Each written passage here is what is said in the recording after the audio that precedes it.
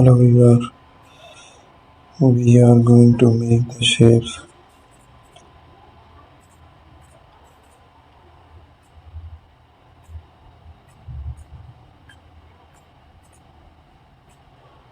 We have made it.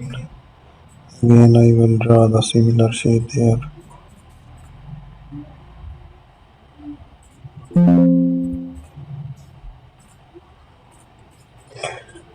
So we will use the shapes.